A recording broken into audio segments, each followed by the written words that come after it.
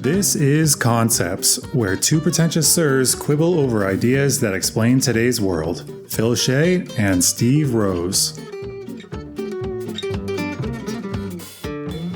My name is Phil Shea. I am writing for makeaskillcheck.com, and you can find more writing by me at hittingeject.com. Steve? My name is Steve Rose, and you can find more about me at steverosephd.com, where I write about mental health and addiction.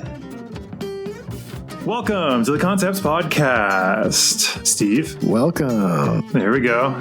No more awkward pauses or silences. We're still going to figure out our intro. 22 episodes in now. Still trying to figure it out. Still got to figure out which side of the cart the horse goes on. Yep. Steve is leading the charge again today. He's taking a more active role in this. So soon, well, in a while, maybe we'll be 50-50 for our topics. But today you decided to go with something a little less conventional, a little bit harder to find. We're not going to have a direct Wikipedia page for this one. So what is it, Steve? Well, today we're talking about the concept of chiplessness. Chiplessness. Chiplessness. It's not actually a word. To be without chips. To be without chips, yes. So it's not an actual word. It's a concept that is made up. It's actually used in the book, How Emotions Are Made, The Secret Life of the Brain by Lisa Barrett. You read that book as well. Good book. I did. Very good book. I mean, honestly, it filled in some of the gaps and updated some of what I learned, but I think 80% overlapped with my undergrad, and so I kind of tuned out a lot of it. I did read it, though. Yeah. And for someone who's not familiar with psychology or even social construction in sociology, it can be kind of like a mind-blowing type of book. Then it's going to be like, holy shit, like how I responded when I read Nassim Taleb's Black Swan. I had not really studied much philosophy at the time, and you were like, so? And you read it. And I was like, oh my God, what do I know? Skepticism. Right, yeah. So highly recommended. It kind of blows your mind in terms of any preconceived notions about what our emotions, what our feelings, what is our mind like and social reality and how it's all constructed. And it kind of changes the game a little bit. And I guess the concept of chiplessness is used in the book to illustrate a made up emotion. And she makes up this concept to describe something that people can relate to. It's the feeling of empty disappointment you get when you're at the bottom of a bag of potato chips and you reach in and it's just crumbs. There's none left. You're sitting there disappointed. Did the person sitting beside you take the last chips and just leave the bag there for you to be disappointed by when you reach your hand in and it's empty? I think because people will say, well, that's just disappointment. And I mean, we can get into what emotions are in a minute. But right. In this particular topic, I think she was talking about like you're eating a bag of chips and you're enjoying yourself and you're reaching in, you know you're getting near the end. And then as soon as you reach in, you're not quite satisfied. You still want more chips, but now there are no chips. That specific tinge of disappointment. Yeah, that's very specific gradient. Yeah. Yeah. It's very granular, you mean? Yes, that very granular, specific combination of disappointment combined with desire. It's not just disappointment. It's like a being let down, desiring more, kind of craving oriented of disappointment. And so there's no word for that in the English language unless you're combining a bunch of different emotion concepts. So she says, well, that's chiplessness and creates a new emotion, kind of more concepts for very specific emotions. And what's the benefit of that? Well, it gives you higher emotional granularity, which is a specific factor in emotional intelligence. So the more granular you are able to describe your emotions, so instead of just saying, I'm happy, I'm mad, you would have like, I feel joyous, I feel serene.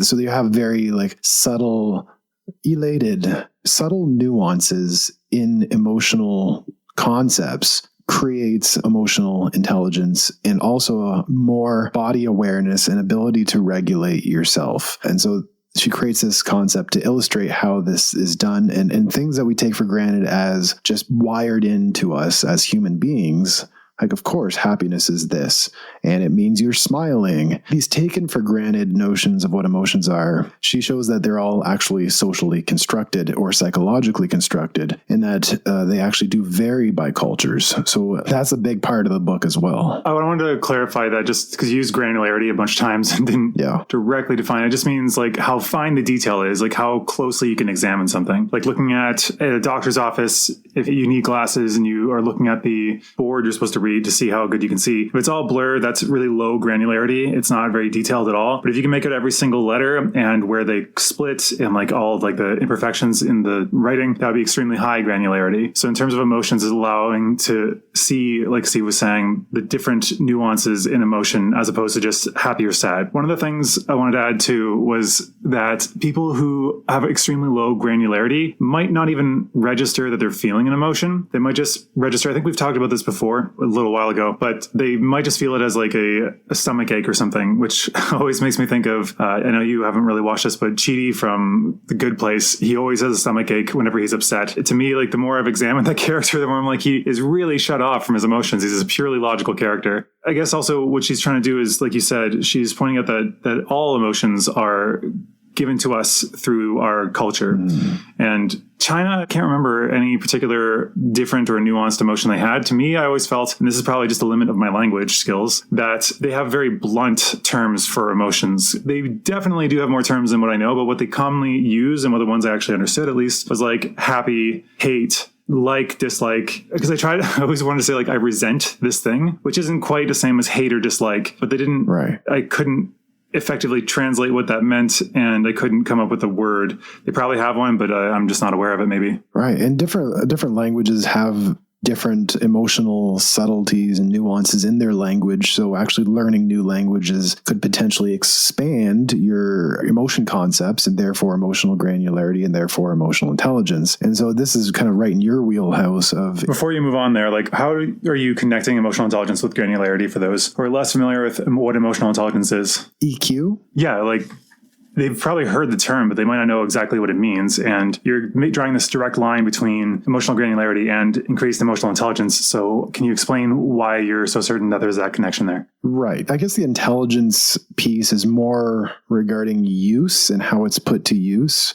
So your emotional intelligence has some level of like, you have to be able to understand what emotions you're feeling, but also how you can manage them and direct them in productive ways. It kind of gets into the realm of not just understanding, but actual coping skills. So having further emotional granularity in terms of the concepts realm helps you understand what's going on. And so you have a better map of the territory, which you can then be able to translate to more effective, nuanced ways of coping. Because as you said before, if you don't even know you have an emotion going on, you just like, oh, I just have a stomach ache or whatever, and everything's just constantly repressed. You don't have first the understanding, and therefore how are you going to then do the next steps of managing or coping in productive ways? It's just all kind of very reactive at that point. Right. So if you can't even identify the emotion yourself, then you're definitely not going to be able to see it in someone else. Since you're speaking there, I came up with a metaphor that might succinctly do it. So developing your sense of taste and becoming a better chef. Technically, if you have maybe you have no taste. Ooh, I like it. You could learn all the technical skills to become a decent chef, but you're going by the book and it'd be very difficult to tweak or to know how good you're doing. But the better your taste sense would be, the more nuances you can taste in what you're making. And you can figure out, okay, there's a little too much of this thing from this one ingredient, and there's a little too little of that one. Then you can learn from that and improve your skills. So I guess what you're showing is that by understanding that, like your sense of taste for emotions, you can then use that in more malleable and like a tool, I guess, understanding your own emotions to understand others. I really like that metaphor. Yeah. So in developing the very specifics in your ability to taste, it makes you a better chef. Yeah, that's a good one. I was thinking more of like the realm of connoisseur, like a winemaker or something. You'd have to be able to pull out the nuances of various wines. The first thing I came to was like a sommelier, but I'm actually highly skeptical of that entire area. It just seems like there's a lot of money and a lot of pomp and pretense. And I'm sure some people have exceptional tastes, but I feel like a lot of it's just people pretending and just a lot of money flowing for people who don't want to seem like they're uncultured.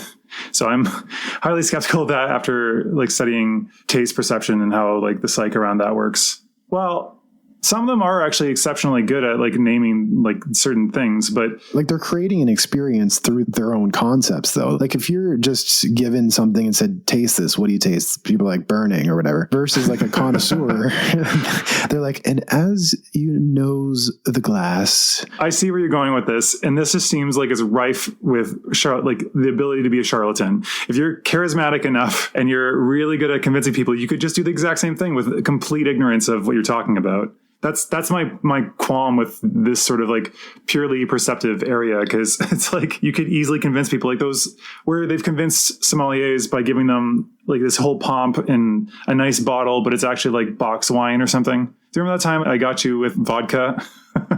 I actually felt bad after it. You poured 2 of the same vodka and you asked me which one's better, and I just had to pick one. Yeah, well, no, you rated them very confidently, I might add. And this is not unique to Steve. It's not that Steve's an idiot. This is actually very, very common. If you do blind taste tests with people, generally they will, especially if they think one is a fancy one and one is just whatever. If they have those presumptions going in, then they will find one is the better and one's the worse. And he did this, which is very common. I actually felt bad in the context because it was in front of your in-laws, not your parents-in-law, but the siblings-in-law. And I felt kind of like a dick because I knew that's probably what was going to happen. I'd be shocked if you actually noticed that they were the exact same. Just straight vodka, by the way. Whiskey is more your area, so perhaps. Yes, he's one of those basic bitches all into whiskey. Right. I don't drink much vodka, so my taste granularity was quite low in that area. But if I guess if you poured a fine bourbon, that would be very different. Yeah, okay. But to be fair, you did, if I recall correctly, rate one of them a 4 and the other one like an 8 out of 10. I don't think we used numbers. I think I was just like, this one's better. No, you definitely did. I got you to do that. I know this for a fact. We should ask your in-laws if they remember, but whatever. We can, fine. You didn't do that, even though I vividly remember it. But then that's the thing too, like memory is super flawed too. I think the thing about connoisseur stuff relates to this idea of chiplessness and emotions as constructed by concepts, because what they're doing is using concepts like you'll notice a hint of oak and bergamot and spice. So these are all concepts that we know and understand. We know the bergamot from Earl Grey tea. Honestly though, like people say these things, and the only time I've ever come close to understanding this was when I did for my coffee website last year, I did a double-blind taste test with cupping. The method is called cupping for coffee, where it's just, there's no skill involved. It's just hot water with coffee grounds. You stir it a bit, you let it sink to the bottom, then you test, and you have like a rating system. So having the system was very useful, and being able to go back and forth between different cups, and like you slurp it from a spoon so it aerates it and gets more like the full sense of it. I had to learn the whole process for that post, but it was more apparent. It's the only time I've ever been like, I can kind of taste something a little more citrusy here, which I guess you could describe as an orangey flavor. But like, honestly, unless you've had this kind of education or really are into tasting, which honestly, it kind of seems odd to me to begin with. But if you are into that, then these kind of guided walks through these coffees and beers and wines or whiskey or whatever, those will have more meaning. But if you don't, I've had people... It creates an experience.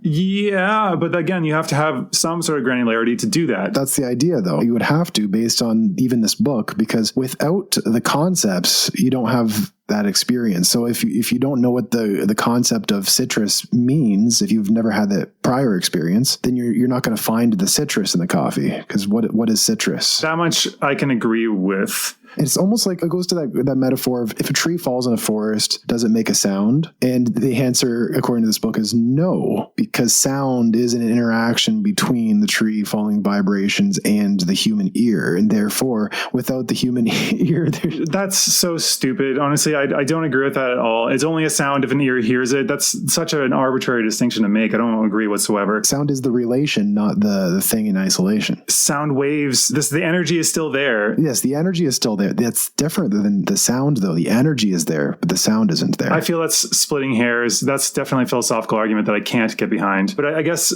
sure, fine. These people can like illustrate, I'm going back to sommeliers, they can illustrate what might be there. Suppose the audience knows what they're talking about, and suppose the audience doesn't. And it's like fine wine, you're in a tasting, you're with a bunch of other like cultured people. Imagine nobody understands what the hell the sommelier is saying. Sommelier is literally making it up and has no idea what they're talking about, but they're very good at pretending that with the pomp. If that was a context, the people who are drinking it might all still pretend and agree and be like, oh my God, this is so great. Oh, you're right. Oh, I do taste bergamot. Exactly. Then that's the power of this. Dramaturgy again. That's dramaturgy, yes. Dramaturgy means, yes, it's playing the part in a social stage. The set would be the wine tasting. Everyone knows what that is as a concept. The concept of we're doing wine tasting and what it means. And there's this social reality constructed around wine that has this prestige. If you're doing a tasting, it's got to be very delicate and very important. Yes, and if you don't get it, then you must be uncouth, uncultured. Uncultured. Have I ever told you about the gallant gallstone?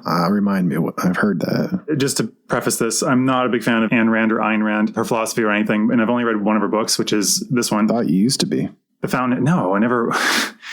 She makes some like somewhat compelling arguments, but they fall apart when you think about them longer and scrutinize them in reality. And she herself, I think, died in public housing on welfare. Ooh. She very much did not live up to her own philosophy, and it's one that enables the rich a lot. But back to the point. The book was called The Fountainhead, and in that there's this cabal of artsy people from various areas. One of them gets very successful and then makes this kind of like conclave of other artists from various fields, and all of them are basically pumped up by each other. Every time one of them releases something, all the other ones are like touting how profound and amazing it is. And the culmination in the book, this is her kind of like ripping on the arts and basically, I don't know exactly what her point was, but this does kind of work out this way sometimes, where they made this book called The Gallant Gallstone, and it's a story about a literal gallstone in a body, and it's incomprehensible. It's basically trash. It's drivel. And because everyone in this high cultured context is reviewing it and saying just how profound this book is, oh my God, the things this espouses that nobody really understands or is able to espouse before,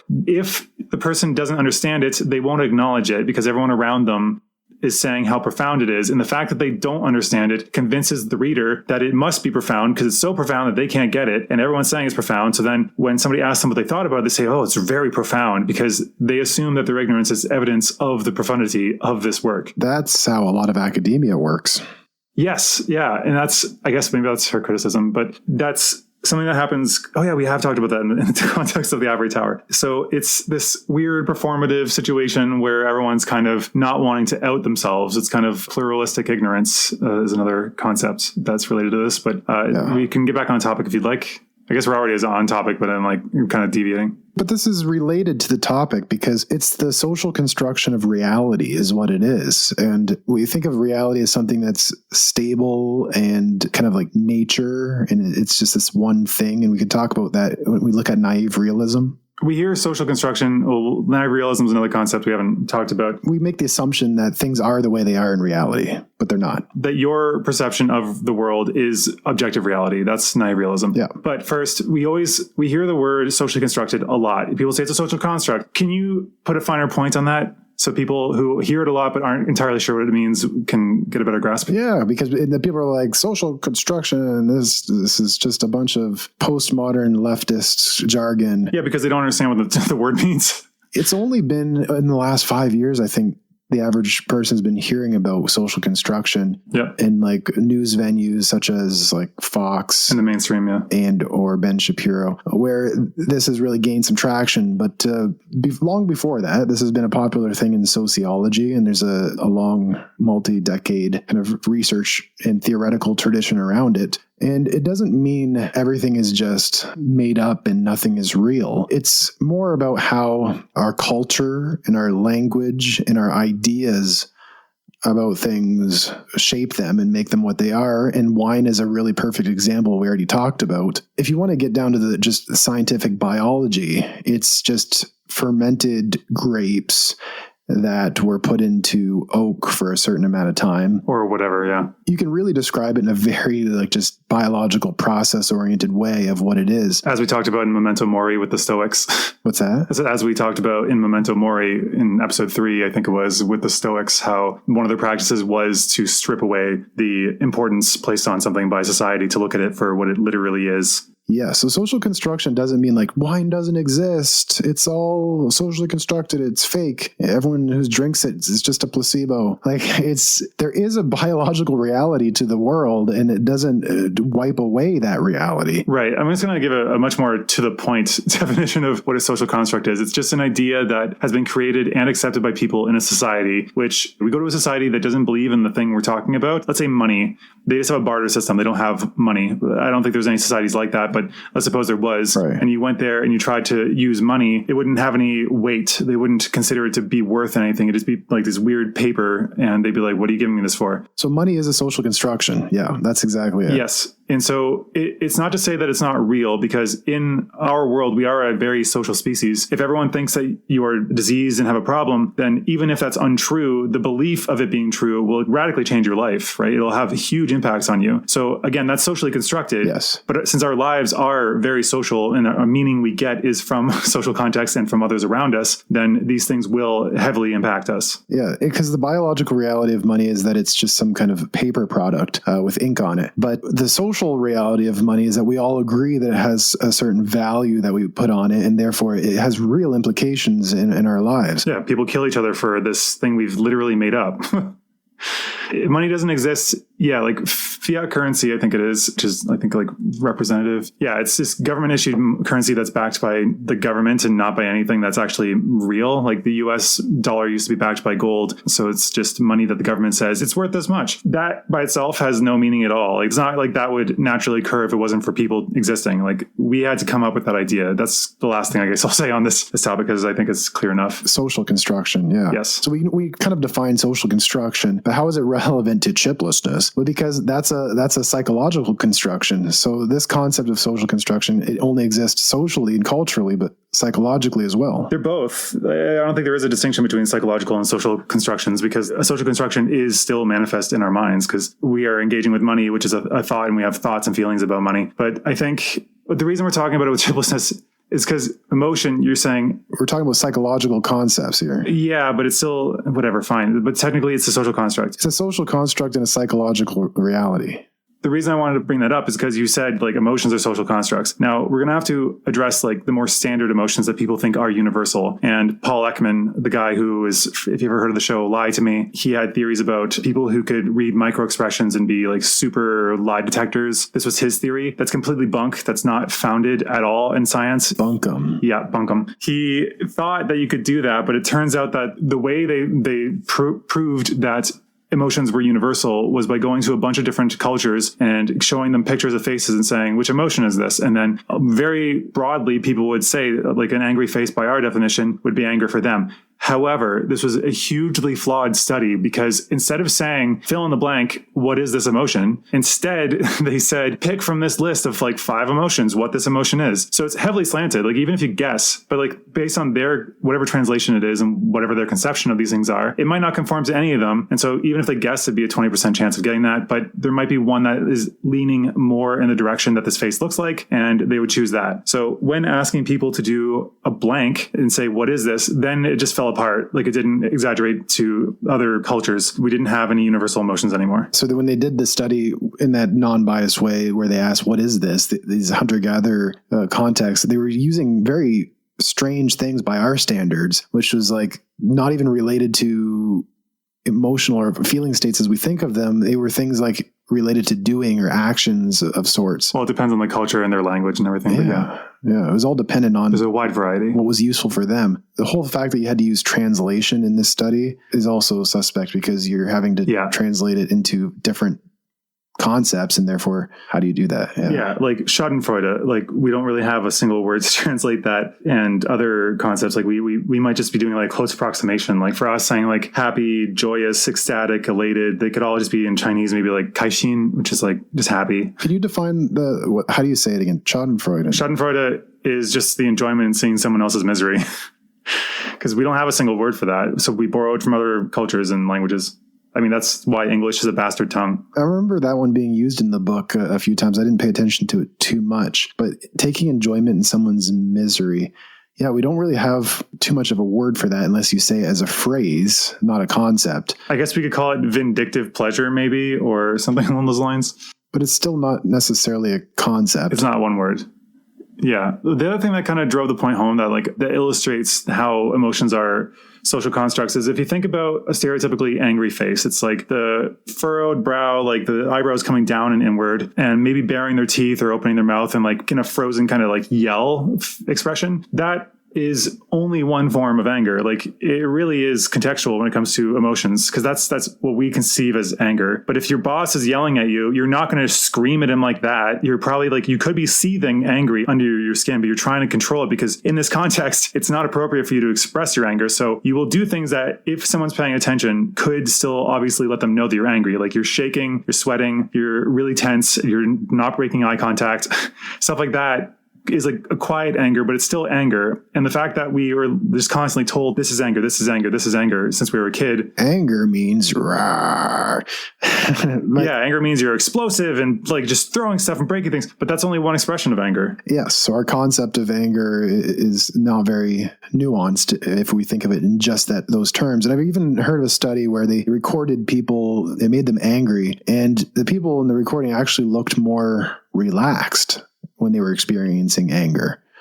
And what a strange idea, because we don't usually think of it. We think of that as the opposite. But actually, rage, when they made people get to the point of rage, that's when they did the whole furrowed brow, showing their teeth, kind of what we think of as anger. But I think, again, that's only when you're dealing in a context, I think, if the person we're observing as being angry is in either, it would be a dynamic of power in the situation, I think, where if you're on similar footing with the people around you, then you could probably express similar footing or above. Like you're either their boss or a coworker, but if you're below them, you're probably not going to be able to express it that way because there's just going to be repercussions against you and it's not wise to do so. I think that also matters depending on how the context goes. 'Cause like in a study, like they're not going to be afraid of being fired. There's no real power position. They can leave whenever they want. So I think that it'd be difficult to study unless we're using real world context or maybe had some actual possible consequences. Yeah. So concepts are slippery is what we're saying here, is that they're not necessarily these solid things that we find in nature. We find, here's what anger is. There's the anger gene or the essence that we discover and uncover what it is. But these things are very slippery culturally, but also not cross-culturally, but within a culture, you have various subcultures and contexts and power relations and sorts that change everything. And this is almost like a meta conversation for the title of the podcast, which is concepts, because we're talking about concepts. Why are we so interested in concepts? You can answer that. You want me to answer that? What? Why are we so, like you and I are people more generally? Why are we so interested in concepts? I think the answer, actually, I don't know why I clarified, because I think the answer is probably the same for both. It's because it explains the world and allows you, if you understand the world accurately, then you can dominate the world in whatever way you want, or at least more effectively operate within it. We're trying to dominate the world. Well, I guess reach your goals. I guess they used to say that the mark of intelligence is the ability to accurately predict how the world will react so that you can get what you want, basically. I'm not entirely sure that kind of ignores context a lot of the time, but I guess you can use that as like some sort of shorthand that you're accurately able to predict. So I guess that might be why we're so interested, like people and us individually might be interested in concepts. What do you think? The ability to understand reality does rely on having nuanced concepts, which is part of language, be able to think about it, but also to convey it, as we're doing right now in hopefully well-spoken, nuanced ways, that we're not just like angry, bad, happy, good, don't be angry. You know, we're not just kind of like cavemen here. Yeah. We're really pulling these things apart and looking at various concepts that explain the world. You're arguing for something that in the past you've said is very boring, like other languages, for example. You used to find that very boring. You probably might still... I still don't want to learn other languages. That doesn't mean, I'm not saying I still want to learn languages yet. That's my point, though. Like, that's why linguistics can be so interesting, because it allows you to understand different ways of thinking, different philosophies, just the very words they use. Like in Chinese, the word for question and problem is the same word. It's interesting how those small differences, because it's part of the operating system of the mind for that culture, it will kind of color the way they think. And yeah, and like I could say a fair bit about linguistics. I was watching a video about this guy who studied Japanese for, I think it was like 5 years in America. And he got so good at Japanese, both in the way they speak, the phrasing, the timing of the reactions, that Japanese people thought he was actually a native Japanese speaker. He'd only lived in Japan for 6 months, I think, at that point, and had not really spoken that much. So it's just kind of showing how by having exposure enough to a language, it seems like the way we study them actually is kind of flawed. We're constantly engaging the conscious brain. You need to do is once you understand something well enough, it gets ingested into you and becomes part of your subconscious operating system that allows you to use different lenses to quickly like switch and figure out how this thing is working or what this person is doing or thinking. And that's the more intuitive approach to language, which I like. I think I've been scarred by the way languages were taught growing up in school, which is just terrible. Oh, man. It's so bad. Because like, okay, there's that whole proficiency matrix, I guess. It's like there's a 2x2 grid, just like a square with 4 boxes in it. And it's on the one axis, let's say the x-axis, it's conscious, unconscious. And then the y-axis would be competent, incompetent. So for language, we always seem to train people to get them to conscious competence. You know what you're doing and you can do it. The thing is, when you are hearing my words right now, if you have to sit down and think what every word I'm saying means, and you have to figure out the grammar of what I'm saying, then that means you're consciously processing what I'm saying, and you're going to miss most of the meaning. You're not going to keep up, especially at the speed I'm speaking right now. Yeah. But that's why you have to get to unconscious competency. You're just so proficient that you don't have to think about it anymore. And that is the reason why studying languages is so broken most of the time, is because we do the conscious route and nothing else. When really, honestly, it seems like, okay, I was making this point yesterday to another friend that if you were to study languages, you would probably have to just do a lot of like memorization and like figuring out the grammar and doing like written tests and stuff like that. Just conscious engagement. To another friend, you were talking about this? Yes. And yeah, I have more than one friend, Steve. So my argument is that like, even at that point, like I met tons of Chinese people, very, very good at English on the books, but they couldn't pronounce anything. They were too shy to speak and they couldn't keep up with normal conversation because they had not internalized it. Because the way they learn the language is similar to us, but a lot more strict, is that they just like rote memorization. They just like write it again, write it again, write it again. So it's not fun and it's not even practical, because for them to get to a spoken level that is like a native speaker, even close to just conversational, according to this theory, you need enough exposure for your subconscious to kind of pick up the natural flow and the natural phrasings and how things work. You don't have to think enough about it. So my argument was that if you were to study that way, you would still have to go out and basically have a bunch of talking and a bunch of media to ingest and communicate and just keep practicing that it might actually be further ahead to just study some really basic grammar, like some very common nouns, then just start speaking to native speakers and watching the media without your own native translation subtitles, because that actually is interesting enough that it actually undercuts the benefits you get. And if you were just to do that, instead of going to classes, you would probably get further ahead with the language. Yeah. 10 years of studying French, which is mandatory in Canada. No. I don't count that. I do not count that at all, because it's always like the same verbs. It's always like I have. Yeah, I didn't even finish my point. I did extended French and I don't remember any of it. I did extended French in grade 7 and 8. Half my classes were just pure French. But now when I try to speak French, I will speak Mandarin. I'll just mix it in because it's my more proficient one. Yeah. 10 years of studying French in school, which is mandatory. All I remember is the concept of conjugating verbs. I don't even know how to do them.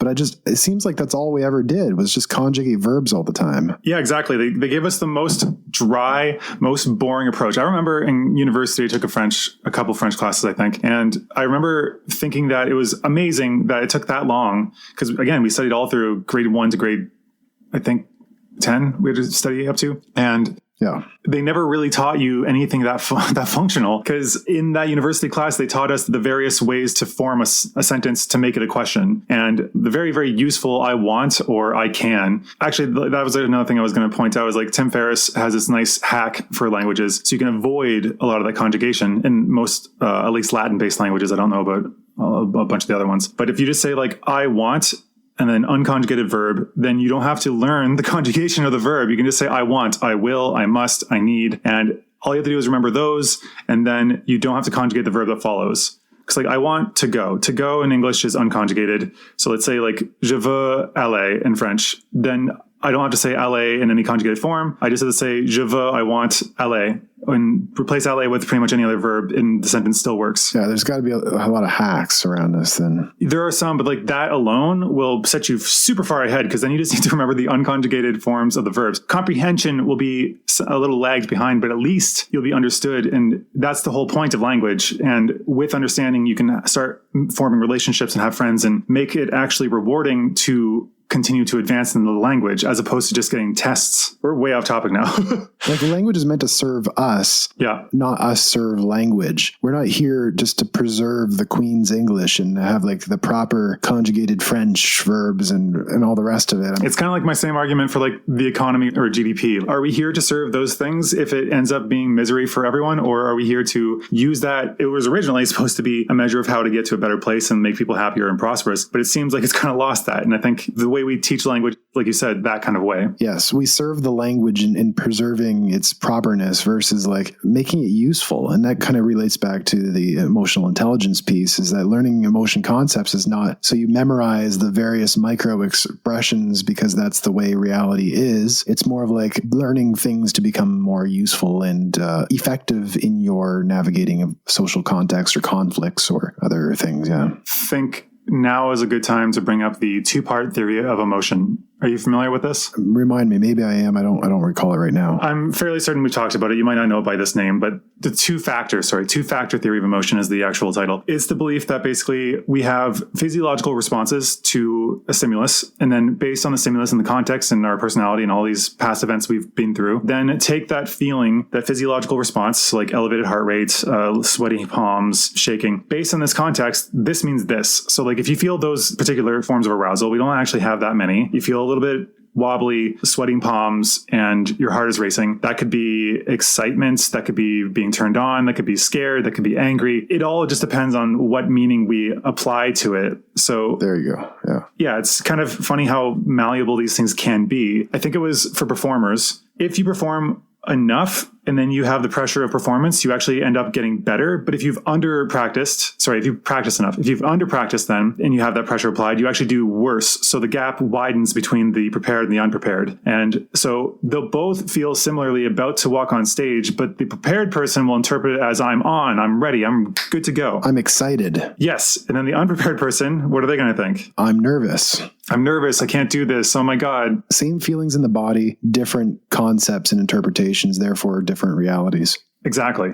Yeah. Wow. I like that. And that's the split between emotion and affect, actually. So affect is more of the feelings in the body, like heart racing, sweating palms, flushed skin. That's all in the realm of affect. And the emotion concept of nervous, excited, whatever else is the interpretation of the affect. Yeah. Oh, you are right. So just to be a doubting Thomas, I looked it up. What did you think affect was? I couldn't remember exactly the difference. And so like you saying that, I was like, but this is actually affect versus emotion from, weirdly, there's a Wikipedia for the book we're talking about. I just happened to... Yeah, it's in the book we're talking about. Okay, here. Affect is your basic sense of feeling ranging from unpleasant to pleasant, called valence, and from idle to activated, called arousal. Emotion is much more complex mental construct. So yeah, that makes sense. Yeah, another word for affect, I guess, would be feelings. There might be a distinction between those two even. And so we're parsing apart the various concepts for the purpose of getting a more nuanced understanding of reality here, because how often in everyday life do you hear conversations about the distinction between the heart racing and what it means in terms of excitement or arousal or whatever else you want to put on it, nervousness, anger can have an elevated heart rate. So it's not that one cluster of feelings means this and another cluster of feelings is like you add these ingredients together and there you are, you have your emotion. It's not nearly as clear as that. Nope. It still needs somebody to interpret it. And that, again, yes, relates back to their experiences. And that's an effective coping strategy too, to get a little practical, is that like if you do have a performance and you actually tune into the feelings in your body and you're like, okay, I'm noticing that right now. I'm noticing this. Okay. And I'm having the thought that I'm nervous, but you know what? I'm going to tell myself I'm excited. And so I'm just going to kind of switch the concept there on yourself, doing it consciously. So even if you are a little under practiced, you can kind of optimize your chances having it go well. I don't buy that though, because it's a subconscious interpretation. Even if we do that, we're not stupid. We are aware that we're lying to ourselves. At least we feel we're lying to ourselves. This does operate unconsciously, but what I'm saying is actually trying to do it consciously and noticing. Like training yourself over time? Training yourself, yeah. I understand what you're saying, but I think that we're much more complex than that. It's like believing in God, for instance, like the whole Pascal's wager. If you believe in God and he exists, then you go to heaven. If you don't believe in God and he exists, then you go to hell. If he doesn't exist, then none of it matters at all. So really, you're not losing anything. So you should believe in God. Well, for one, that's a very Christian perspective on things. But two, you can't convince yourself to believe something you inherently do not. You just can't. So even if you tell yourself constantly, like, yeah, I do believe this. It's like having fallen out of love with your partner. Like you can tell yourself all the time that like you do love them, you really do. But it's like maybe you actually don't, and you don't actually feel it, and you know you're lying to yourself. So unless your point is that by reframing it continually over time, that you train yourself to interpret it as I'm actually excited, I don't know if that's going to have any real effect. Well, it is a reframing exercise, which would have to happen over time. And it's different than a positive affirmation, which doesn't work. Like, I'm happy. And then you make yourself happy by telling yourself you're happy. It sounds like a positive affirmation to me, though. How is it different? It does sound like a positive affirmation. I'm trying to think about how it's different. So you've shot the arrow and now you're painting the target. I'm trying to paint the picture here. I don't think it is, honestly, because the whole backfiring of affirmations is that when you say, I am happy, you immediately come up with a bunch of thoughts in the back of your head being like, well, this went wrong and this went wrong and that and this, defying that, because your brain is constantly kind of test whether that's true or not. Yeah. And if you say, I'm excited. And that's exactly why they don't work. Yeah. Yeah, but then if you say, exactly. So then if you say, I'm excited when you actually feel nervous, you're going to think of all the times when you didn't practice enough and you should have practiced and how you keep making mistakes. So I think it'll just backfire. It could very much backfire if you're using it in an affirmation way. And an affirmation way, in my definition, would be stating the opposite with utter confidence and conviction. So you're going from one rigid state to another rigid state. But what I'm suggesting here with reframing is not like a rigid affirmation of, I'm excited. It's more of like, oh, I'm noticing the heart racing. I'm noticing the sweaty palms. I'm feeling nervous. I'm having the feeling that I'm nervous. Maybe this could mean excitement as well. It's kind of like posing the question to yourself. You're kind of opening it up a little bit. You're saying to yourself, this could be another possibility. Maybe I'm not interpreting this correctly, but it's possible that it could be this other thing as well. It was really nice that you pointed out how is this different than an affirmation. And at first I was stuck. But in thinking about it for a moment, an affirmation is just the opposite rigid thing, and it's a problem too in creating psychological flexibility, which is something you do in therapy. You don't just tell the person rigidly, you'll be okay. You have to kind of create a crack or openness to alternatives. Right. And so the posing of the question to yourself of, I'm feeling nervous, and not an or a but, it's an and statement. So it's an openness. And it says like, well, this could also mean excitement. And then you're kind of entertaining the possibility of alternative realities. And therefore, when you're doing it with maybe yes, maybe no openness, it doesn't cause that rigidity backfire that you would get with, I'm happy. And then your mind's like, no, you're not. You're stupid. You didn't practice. And yeah. And by golly, people like me. Did you have anything else you wanted to say about chiplessness? It's not a very important thing, but when you first... Well, my interpretation, because I forgot about that from the book, what I thought you were proposing when you first said it. Do you have anything else to say first? No. No? Okay. Then like what I originally, when you said, let's talk about chiplessness. And I was like, chiplessness. And I started thinking about, this is similar actually in a similar vein, about different concepts that we hold in our minds and how some concepts can be so strong that they end up having influence when they shouldn't. So for instance, I was thinking of my sister used to make, sometimes she wouldn't have chocolate chips in the house. So she wanted to make chocolate chip cookies. So she would use the recipe, but without chips. So she would call them chipless chocolate chip cookies. So like that. It's just ridiculous, but you know exactly what I'm talking about. Like a chocolate chip cookie with no chips, like chipless, chipless chocolate chip cookie. Just say that's a cookie. It's just a cookie then, yeah. She would call it that because like she thought she was making, like, in the concept again of chocolate chips cookies was so strong and so like monolithic in a way, just huge. She kept calling them that. So they're just cookies. But just like, it's silly because like we don't call like normal milk chocolate-free chocolate milk. Because one of them, the concept is much stronger. Just like standard milk is the default. Whereas in this case, chocolate chip cookie was considered the default. The default, yeah. So when I said, let's talk about chiplessness. Default. Oh, wait, you correcting my pronunciation again? Trying to? I don't know. Default. I don't know. I have a default. Different emphasis. When I said we should talk about chiplessness, you're like, chocolate chip cookies without chocolate chips? Yeah. That was the first thing that came to mind for whatever reason. Maybe because I was here. Yes. At my parents' place again. Temporarily. And you didn't go to Thailand, which we talked about in the last episode. You're going to Thailand, so that's not happening. No, well, I still wouldn't have gone to Thailand. I was going to go at the end of the month, but the cases are going up a lot. The logistics of getting there was like you had to pay for everything up front, including your housing, your flights, your insurance. Oh shit, I have to apply to reimburse my insurance. But then you could say, can I come? Look, I'm prepared. Can I come? And then they'd say yes or no. And if they say no, like you're probably going to be out a good amount of money. And since the cases are going up, I figured, you know what? Maybe I'll check out the East Coast of Canada. So that's the current plan. The new plan is East Coast, rural East Coast. Cottage living. Rural. I mean, maybe. Is rural farming? What is rural specifically? Non-urban? Yeah, I guess, yeah. Just the countryside. I guess I always thought of it as like farm, but more like woodland areas, I guess, cottages and stuff, if I can figure that out. Rural. Oh, it's countryside. Yeah, it's my conceptual granularity is not so good in this context. Yes. You're just thinking of me having a bucolic life. That word came up in relation to bucolic. It means relating to the pleasant aspects of the countryside and country life. Ooh, perhaps a pastoral, rustic lifestyle. Yeah, in an agricultural, Arcadian town with agrarian. I'm looking at the same synonyms that you're looking at. Yeah.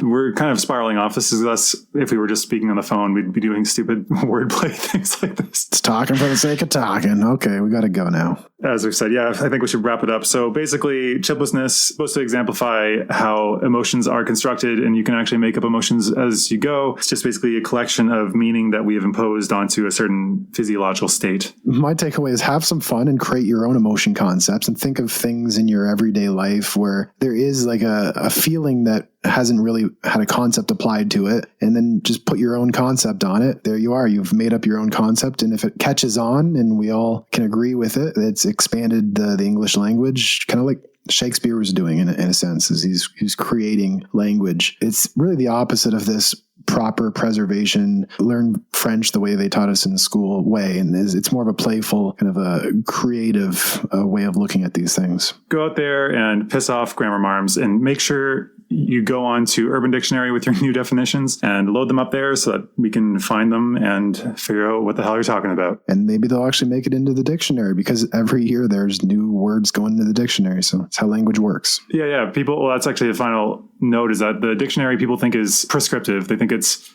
for telling people what to do, but it's actually trying to keep up with the language and just describing what's happening. So yeah, it's not an authority. It's literally just trying to be like, this is what we've been using it as, I guess. This is how it's been used. It's changing, but so I guess the definition's changing too. Anyway.